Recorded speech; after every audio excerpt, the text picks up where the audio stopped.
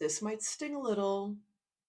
All those affirmations you've been repeating, the ones in the mirror, in your journal, on your phone, on the wallpaper, on your lock screen, your ADHD brain heard them, yes. Processed them, for sure. Probably immediately filed them under things that sound nice but have zero evidence. So, nah. That's what the brain does. It doesn't believe what you tell it, it believes what you show it, what you visualize, what you feel, all the ways in which you make it real. I'm facilitating, so I'm looking over here. Welcome back. If you've been here for the last few weeks, you already know we've been in the depth of the weeds on belief systems this month. How they form, how they run on autopilot, how they quietly shape every single decision you make without you even clocking it. I'm Vicky, if we haven't met. I coach late diagnosed ADHD women through the messy middle of transformation. If you are brand new here, I suggest going back to the start, somewhere up here or in the description below. Trust me. Today is the integration episode. Integration is one of those words that gets thrown around in wellness spaces until it loses all its meaning. Shocker. Integration, the way that I'm using it, simply means this. How do we take everything that we've explored and make it usable? Not theoretical, not inspirational, usable, tangible. How do we get into the depth? So let's start with some uncomfortable truths. Affirmations, as they're traditionally taught, were not designed with your brain in mind. They were designed for neurotypical brains that can hear a statement, hold it in their working memory, and gradually internalize it through repetition. That's the theory anyway. Kind of like school. But ADHD brains have a different relationship with repetition. We either tune it out completely because it's not necessarily urgent, or we actively argue with it. You stand in front of the mirror and say, I am worthy of success. And the brain immediately fires back with every piece of evidence to the contrary. Am I right or am I right? Every missed deadline, every project or craft you abandoned, every hobby, every time you succumbed to social anxiety. All of this is not negativity. It is the brain doing its job. ADHD brains are evidence-based processors, which sounds like a compliment until you realize that most of the evidence we've collected is from a world that wasn't built for how we operate. So the affirmation creates a gap. There's the thing you're saying and the thing you've experienced, and your brain will not just ignore the gap because you said something really nice. It sits in the gap and gets more anxious.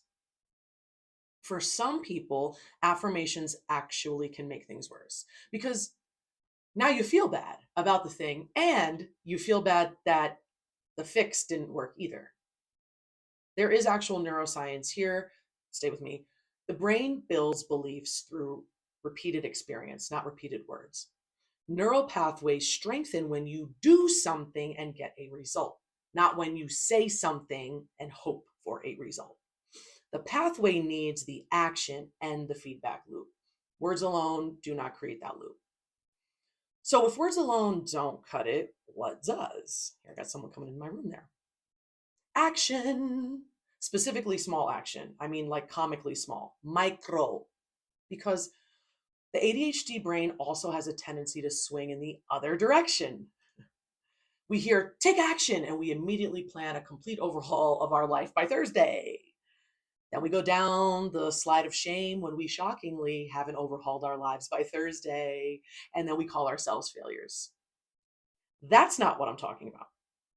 I'm talking about micro experiments, little tests that challenge the old story and give your brain new data points. That's it, new data, baby. So to make this a little more concrete, say the old story was I always let people down. A micro experiment might be this week, I'm going to follow through on one small commitment I make to someone. One, not five, not a lifestyle change, one thing. Then I'm going to notice what happens. When you follow through, your brain gets a new piece of evidence. It is small, it is one data point, and it is real. And real beats loud every time. Your brain can argue with, I'm reliable. It cannot argue with the fact that you said you'd send that email by the end of the day and you did. The key here is keeping things small enough that your executive function doesn't panic, because we all know what happens when we set big goals. The dopamine hits during the planning phase and then just disappears in the doing phase. We got a lot of incompletes, I'm sure. Micro experiments can bypass that. They are too small to trigger the overwhelm response and too concrete to dismiss. Over time, the idea is to start stacking these, not as a rigid habit system, because let's be honest, rigid systems and routine and ADHD have a complicated relationship, but as evidence. You're building a case file for a new belief. And at some point, you will have enough evidence that the new story starts feeling more true than the old one. Not because you told yourself it was true, because you proved to yourself that it was true. So now we'll manage some expectations. Because the personal development industry has sold us this idea that you can fully delete an old belief. Like there's a factory reset button somewhere in your subconscious. And if you just find that right modality or the right coach or the right plant medicine, you can wipe that hard drive clean. Nah. And more importantly, I don't even think it's helpful to believe that. It's irrational and unreasonable. The old story, whatever yours is, it doesn't get deleted. It gets shelved. And obviously, there's a difference between those two. Shelved means it's still in the building. You know it's there, but it ain't running the show. It's not the first thing you reach for when something goes sideways. Expecting full removal sets us up for failure, in my opinion. Because the moment that old voice pipes up again, you will think that you have failed because it's piped up at all. You think the work that you've done hasn't stuck. You think something is wrong with you once again. When really, that's the old story doing what old stories do. They echo, they don't disappear. The difference between someone who's done this work and someone who hasn't is not the absence of the old story. It is the awareness. Awareness is the actual skill here, not elimination. As I always say, it's all about the noticing. That's how we measure our progress. So think of your old belief system as a radio station, my favorite analogy. It's been playing the same playlist your entire life on the same station frequency. Same songs, same commercials, same DJ, telling you about the same things about who you are and what you're capable of and what you're not good at and so on. And because it's been on so long, you've stopped noticing it was even playing. It's just the background fuzzy noise. Awareness is when you finally hear the noise, not when you smash it and then you find a better station. Just notice when it's looping. The recognition is where the power is. Once again, name it to tame it. Because once you hear it, you have a choice. You can keep listening, which sometimes you will, which is fine. You can turn down the volume, or you can change the station and do something different. The radio doesn't need to be destroyed. It just needs to stop being the only station playing. It's a radio. It's got channels. And the micro experiments that we were talking about before, those are about tuning into the different radio station frequency. You're not fighting the old station. You're giving yourself more options, more channels, more evidence that there are other playlists available, more freedom. This is huge because we tend to live on the loops. Those are how we see life. Same thoughts, same patterns, same automatic responses. Not because we're broken, but because our brains love efficiency and the path of least resistance.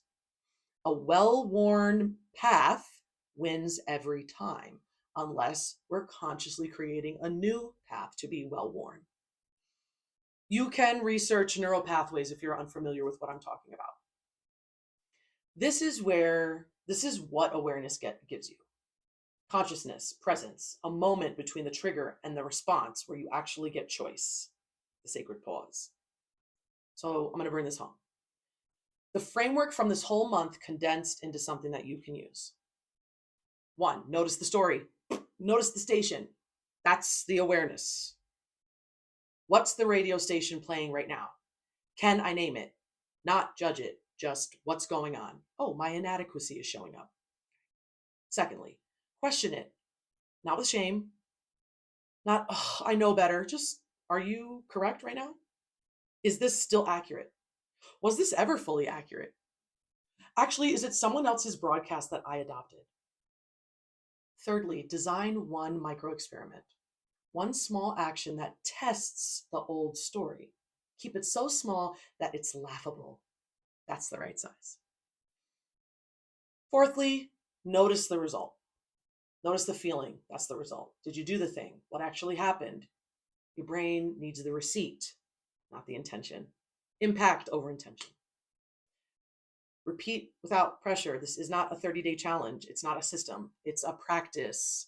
Some weeks you'll run experiments left and right. Some weeks the old station will be blasting and that's all you can hear. Both are part of life. Progression outperforms perfection here, as always. So that's month 3. Wow. If any of this landed, I would, of course, love to hear about it. Come find me. Tell me what radio station has been playing. I'm, of course, curious. Pop it in the chat. Message me. If you've got something from this, share it with somebody who could also do with hearing it. If you have not yet, I'd appreciate a subscribe, a review would really bring this work to more eyes and ears. And with that, my friends, check you next week.